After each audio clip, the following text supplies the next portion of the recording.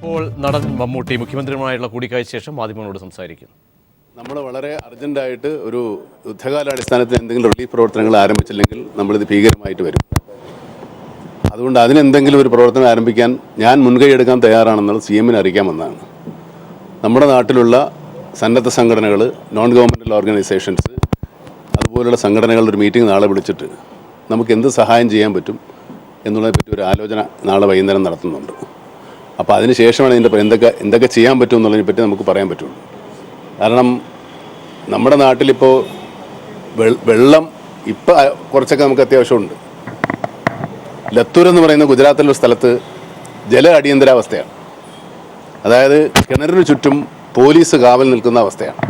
അത്രത്തോളം ജലക്ഷാമവും ജലദൗർലഭ്യവും ഭീകരമായിട്ടുള്ള ഒരവസ്ഥയാണുള്ളത്. നമ്മുടെ ചില ഭാഗങ്ങളിൽ, പാലക്കാട് പോലെയുള്ള തീരപ്രദേശങ്ങളിലും സംസ്ഥാനത്തിൻ്റെ മറ്റ് പല ഭാഗങ്ങളിലും ജലക്ഷാമമുണ്ട്, വല്ലാത്ത ജലക്ഷാമമുണ്ട്. വെള്ളം കിട്ടാതെയും ആവശ്യത്തിന് പാചകത്തിനോ കുടിക്കാനോ വെള്ളം കിട്ടാത്തൊരവസ്ഥ നമ്മുടെ നാട്ടിൽ ഇപ്പോൾ സംജാതമായിക്കൊണ്ടിരിക്കുകയാണ്. അനധിവിദൂര ഭാവിയിൽ നമുക്ക് ജലക്ഷാമം അല്ലെങ്കിൽ വെള്ളം ഒരു വലിയ പ്രശ്നമായി തീരും. അതിനുള്ള പ്രിക്കോഷൻസ്, മുൻകരുതലുകൾ എടുക്കുന്നതിനെ പറ്റി നമുക്ക് പിന്നീട് സംസാരിക്കാം. ഇപ്പോൾ തൽക്കാലം നമ്മളിപ്പോൾ പ്രസൻ്റ്ലി നമ്മൾ അഭിമുഖീകരിക്കുന്ന ഇതിനുള്ള എന്തെങ്കിലും റിലീഫ് പ്രവർത്തനങ്ങൾ ആരംഭിക്കുന്നതിനെ പറ്റി ആലോചിക്കുകയാണ്. കാരണം എനിക്ക് ഇതിന് പ്രചോദനം ഉണ്ടാകാൻ ഒരു കാരണം, തമിഴ്നാട്ടിലെ പ്രളയ ദുരിതത്തിൽ ഏറ്റവും കൂടുതൽ സഹായങ്ങൾ ഉണ്ടായത് കേരളത്തിൽ നിന്നാണ്. സന്നദ്ധ സംഘടനകളും വാരിക്കോരി അവർക്ക് സഹായിച്ചിട്ടുണ്ട്. അപ്പോൾ ഇങ്ങനെ നമ്മുടെ നാട്ടിലൊരു സംഭവം ഉണ്ടാകുമ്പോൾ എല്ലാ ആളുകളും ആവശ്യമുള്ള എല്ലാവരെയും സഹായിക്കാൻ ഉണ്ടാകുന്നൊരു വിശ്വാസത്തിൻ്റെ പുറത്താണ് ഞാൻ വന്നത്. ഞാനൊരാളായിട്ട് ഇറങ്ങി തിരിച്ചാൽ പോരല്ലോ. അത്യാവശ്യം നമുക്ക് അധികാരികളെയും മുഖ്യമന്ത്രിയെ പോലുള്ള ആളുകളെ കണ്ട് ഇതിനെപ്പറ്റി ഒരു ചർച്ച ചെയ്യാൻ വേണ്ടിയാണ് വന്നത്. ഇതിന് പ്രധാനമായിട്ട് ആവശ്യം ഇതിന് ഉള്ള ഒരു സഹായം നിങ്ങളിൽ നിന്നാണ് ഏറ്റവും കൂടുതൽ വേണ്ടത്. ജനങ്ങളിലേക്ക് ഇത് എത്തണം. ആർക്കാണ് സഹായം ആവശ്യമുള്ളതെന്നും ആർക്കാണ് സഹായിക്കാൻ താല്പര്യമുള്ളവരെന്നും നമുക്കറിയണം. അതിനൊരു നമ്പർ എന്തെങ്കിലും കൊടുത്ത് നമ്മൾ അതിനെപ്പറ്റി ആലോചിക്കുന്നുണ്ട്. പിന്നെ നാളെ തന്നെ നമ്മൾ എന്തെങ്കിലും തരത്തിൽ ഒരു റിലീഫ് പ്രവർത്തനം ആരംഭിക്കാനുമുണ്ട്. ഇപ്പോൾ ഇത് പെട്ടെന്ന് തോന്നിയപ്പോൾ ആരംഭിച്ചെന്നേ ഉള്ളൂ. കാരണം ഓരോ നിമിഷം വൈകുന്നോറും ഈ വെള്ളം ഭൂമിയുടെ അടിയിലേക്ക് ഇങ്ങനെ ഭൂഗർഭ ജലം കുറഞ്ഞുകൊണ്ടിരിക്കുകയാണ്. ഭാഗ്യമുണ്ടെങ്കിൽ 1-2 ആഴ്ചക്കുള്ളിൽ അല്ലെങ്കിൽ ഏറ്റവും അടുത്ത ഒരു ദിവസം നമുക്ക് മഴ ഉണ്ടാവും, ഈ ബുദ്ധിമുട്ട് മാറുമെന്ന് വിചാരിക്കാം. പക്ഷേ അതുവരെ പിടിച്ചു നിൽക്കാനുള്ള എന്തെങ്കിലും ഒരു സംവിധാനം ഉണ്ടാകാനുള്ള ഒരു മുൻകൈ എടുക്കാൻ ഞാൻ തയ്യാറാണ് എന്നുള്ളത് മുഖ്യമന്ത്രി അറിയിക്കാൻ വന്നതാണ്. ബാക്കി അദ്ദേഹം പറയും. മമ്മൂട്ടി വന്ന വരൾച്ച രംഗത്ത് പരമാവധി സഹായം നൽകുന്നതിനുള്ള സന്നദ്ധ പ്രകടിപ്പിക്കുകയുണ്ടായി. വളരെ നല്ല ഒരു നടപടിയായിട്ട് തന്നെയാണ് ഗവൺമെൻറ് അതിനെ കാണുന്നത്. ഈ വരൾച്ച അതിരൂക്ഷമായിട്ട് വന്നിരിക്കുകയാണ്. ഇത്രയും ചൂട് ഈ അടുത്ത കാലത്തൊന്നും ഒരിടത്തും വർദ്ധിച്ചിരുന്നില്ല. തൊഴിലാളികൾക്ക് പണിയെടുക്കാൻ പറ്റാത്ത സ്ഥിതിയിലേക്ക് വരെ കാര്യങ്ങൾ എത്തിയിരിക്കുന്നു.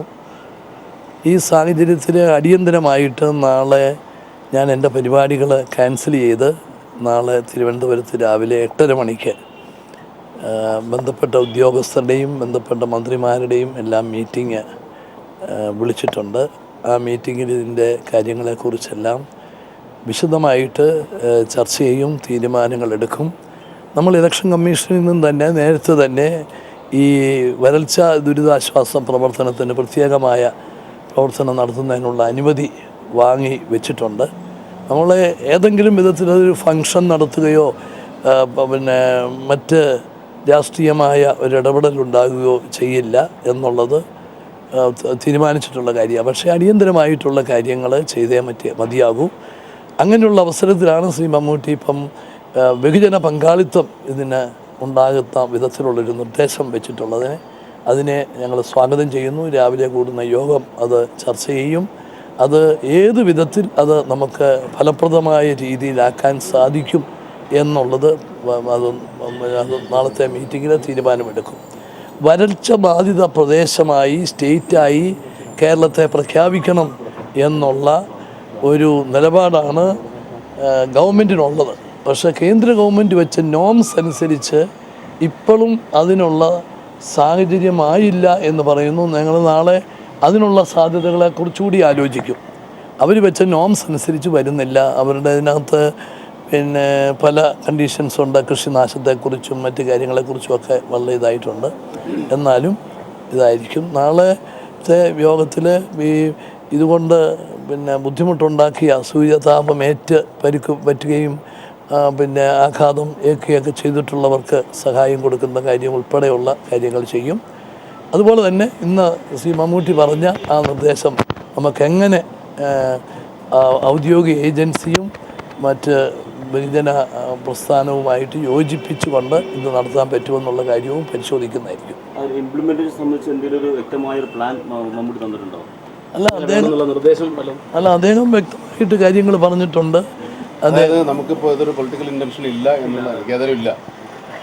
അപ്പോൾ അതൊരു തരത്തിലും പാടില്ല എന്ന് മാത്രമാണ് മുഖ്യമന്ത്രിയുടെ ആവശ്യപ്പെടുന്നത്. അത് ഇപ്പോൾ സ്ഥാനാർത്ഥികളോ അങ്ങനെയുള്ള രാഷ്ട്രീയപരമായിട്ടുള്ള അങ്ങനെ ഒരു പ്രയോജനപ്പെടുന്ന രീതിയിൽ അവരാരും പങ്കെടുപ്പിക്കാൻ പാടില്ല.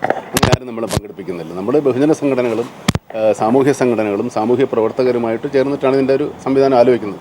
സഹായിക്കാൻ ഞാൻ നേരത്തെ പറഞ്ഞ പോലെ സഹായിക്കാൻ താല്പര്യമുള്ളവരും സഹായം വേണ്ടുന്നവരും നമുക്കൊരു നമ്പർ കൊടുത്തിട്ട് ആ നമ്പറിലേക്ക് വിളിക്കുക. നിങ്ങളൊക്കെ വേണ്ടി വരും. കാരണം നാളെ നമ്മൾ മിക്കവാറും വൈകുന്നേരം ഇവിടെ തന്നെ ആയിരിക്കും.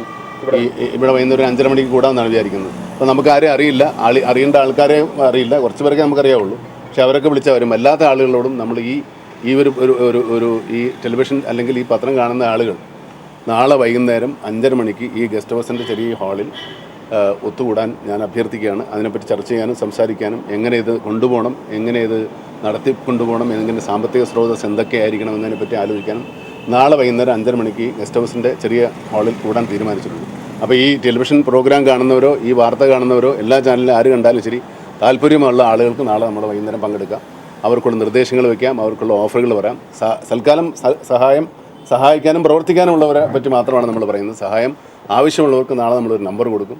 അത് ഏത് തരത്തിൽ കൊടുക്കാൻ പറ്റും. നമ്മൾ ക്യാമ്പുകൾ നടത്തണമെങ്കിൽ ക്യാമ്പുകൾ നടത്തേണ്ടി വരും. വെള്ളം കൊണ്ടെത്തിക്കണമെങ്കിൽ അത് എത്തിക്കേണ്ടി വരും. ഇപ്പോൾ ഗവൺമെൻറ് കണക്കനുസരിച്ചിട്ട് BPL ആയിട്ടുള്ള ആൾക്കാരെല്ലാവർക്കും ഭക്ഷണം അരി ഫ്രീ ആണ്. പക്ഷേ അതിന് മുകളിലുള്ള ആൾക്കാരും ഒരുപാട് കഷ്ടപ്പെടുന്നവരുണ്ട്. ഇപ്പോൾ ദിവസേന ജോലിക്ക് പോകുന്ന ആളുകൾ പലപ്പോഴും ഞാനിപ്പോൾ അനുഭവസ്ഥനായതുകൊണ്ട് പറയുകയാണ്. ഞാൻ ഒരു 4 ദിവസമായിട്ട് വെയിലത്ത് ജോലി ചെയ്യാം. അപ്പോൾ അതിൻ്റെ ചൂടിൻ്റെ കാഠിന്യം എന്നെ പറഞ്ഞ് മനസ്സിലാക്കേണ്ട കാര്യമില്ല. അതുകൊണ്ട് എനിക്ക് അറിയാവുന്നതുകൊണ്ട് ഞാൻ പറയുകയാണ്. ജോലി സാധാരണ എന്നെക്കാൾ കൂടുതൽ വെയിലത്ത് നിൽക്കുന്ന ആൾക്കാരുണ്ടാവും. അവർക്ക് ജോലി ചെയ്യാൻ പറ്റാത്തതുകൊണ്ട് അവർക്ക് ക്ഷാമമുണ്ട്. ഭക്ഷണ ക്ഷാമമുണ്ട്, ജലക്ഷാമമുണ്ട്. എല്ലാം ഒരു ഫാമിനാണ് നമ്മൾ ഫേസ് ചെയ്യുന്നത്. നമ്മുടെ പക്ഷേ നമ്മുടെ നാട്ടിൽ ഈ പറഞ്ഞ പോലെ മഴവെള്ളം വരുമ്പോൾ മഴ പെയ്യുമ്പോൾ കാണ വൃത്തിയാക്കുന്നതിന് മുമ്പ് മഴയ്ക്ക് മുമ്പേ നമുക്ക് കാണ വൃത്തിയാക്കാം. ഇത് രൂക്ഷമാകുന്നതിന് മുമ്പേ എന്തെങ്കിലും പ്രവൃത്തി ആരംഭിച്ചാൽ നമുക്കിതിൻ്റെ രൂക്ഷത കുറയ്ക്കാൻ സാധിക്കും എന്നുള്ളൊരു ഉദ്ദേശം മാത്രമേ ഉള്ളൂ. വളരെ ചെറിയ ആഗ്രഹമാണ്. ഈ കോഡ് ഓഫ് കോണ്ടക്ട് നിലവിലുള്ളതുകൊണ്ട് ഗവൺമെൻറ് എത്രമാത്രം ഇതുമായി സഹകരിച്ച് പോകാൻ കഴിയും? ഞങ്ങൾ നേരത്തെ തന്നെ അനുവാദം മേടിച്ചിട്ടുണ്ട്. ഫങ്ഷൻസ് ഒന്നും നടത്തില്ല. പൊളിറ്റിക്കലായിട്ടുള്ള ആളുകൾ ഇതിനകത്ത് പിന്നെ ആരും ഇൻവോൾവ് ആകത്തില്ല. ഉദ്യോഗസ്ഥന്മാരുടെ നേതൃത്വത്തിലായിരിക്കും കാര്യങ്ങൾ നടത്തുന്നത്. ഇതിപ്പം സാമൂഹിക സംഘടനകളും സന്നദ്ധമായി മുമ്പോട്ട് വരുന്നവരും കൂടെ വരികയാണ്. അവർ ഒരു രാഷ്ട്രീയ ഉദ്ദേശത്തോടു കൂടി തെരഞ്ഞെടുപ്പിനെ സ്വാധീനിക്കാൻ സാധിക്കത്തക്ക വിധത്തിലുള്ള ഇടപെടലുകൾ ഉണ്ടാകരുത് എന്നുള്ളതാണ് ഇലക്ഷൻ കമ്മീഷൻ്റെ ഇത്. നമ്മൾ അംഗീകരിക്കുന്നു, അതിനോട് പൂർണ്ണമായിട്ട് യോജിക്കുന്നു, അതിന് പൂർണ്ണമായ സംഘടന കൊടുക്കും. ഈ ഗവൺമെൻറ് ഉദ്യോഗസ്ഥരും സന്നദ്ധ സംഘടനകളും ചേർന്ന് ചെയ്യുന്നതിന് അതിനകത്തൊരു തടസ്സം ഉണ്ടാവില്ല. അവർക്ക് അത് ചെയ്യാൻ സാധിക്കും. ഇപ്പോഴും നടക്കുന്നുണ്ട്. ഈവൻ മെട്രോവിന്റെ പോലും തൊഴിലാളികൾ ഉച്ചനേരത്ത് കൊടും വെയിലത്ത് പണിയെടുക്കുകയാണ്. അതെ, കഴിഞ്ഞ വർഷം അല്ല, ഇപ്പോഴും ചില സമയം ഇപ്പം 2 മണിയൊക്കെയാണ് അവരുടെ ടൈമിങ്. ഇപ്പോൾ നല്ല ചൂടാണ്. നല്ല ഇടയ്ക്ക് ഇന്റർവെൽ കൂട്ടിയിട്ടുണ്ട്. അതായത് മനുഷ്യാവകാശ കമ്മീഷനും ഡയറക്ഷനുണ്ട്. നമുക്കിതിനകത്ത് ജില്ലാ കളക്ടറോടും പങ്കെടുക്കാനായിട്ട് പറയും ഇവിടുത്തെ മീറ്റിംഗിൽ.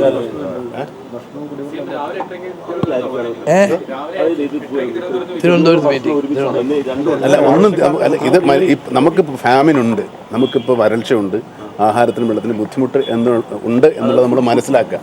തൽക്കാലം അതിനകത്ത് മനസ്സിലാക്കിയിരിക്കുന്നു. അതിനെന്ത് നമുക്ക് ചെയ്യാൻ പറ്റും? നാളെ വരുന്ന ആൾക്കാരുമായിട്ട് കൂടെ സംസാരിച്ചിട്ട് നമുക്ക് തീരുമാനിക്കുന്നതല്ല. ഞാനിപ്പോൾ ഒരാൾ കൊടുത്താൽ എത്ര പേർക്ക് കൊടുക്കും?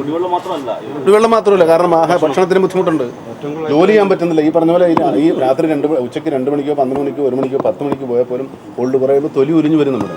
ചില ആൾക്കാർക്ക് നമ്മളിപ്പോൾ സൂര്യ താപമേ ഉള്ളൂ, സൂര്യ ആഘാതം കണ്ടിട്ടില്ല. അതുവരെ കാത്തു നിൽക്കാതിരിക്കാനാണ് ഞാൻ പറയുന്നത്. നമ്മുടെ സിനിമാ പ്രവർത്തകരൊക്കെ അവിടെ ഉണ്ട്. അവരും എല്ലാ തരത്തിലുള്ള സഹായം നമുക്ക് വാഗ്ദാനം ചെയ്യുന്നുണ്ട്. ആ സിനിമാ പ്രവർത്തകരെ കൊണ്ടുവന്ന ഒരു ഐക്യദാർഢ്യത്തിന് പ്രകടിപ്പിക്കാൻ വേണ്ടി വന്നതേ ഉള്ളൂ. ഓക്കെ, എന്നാ താങ്ക് യു.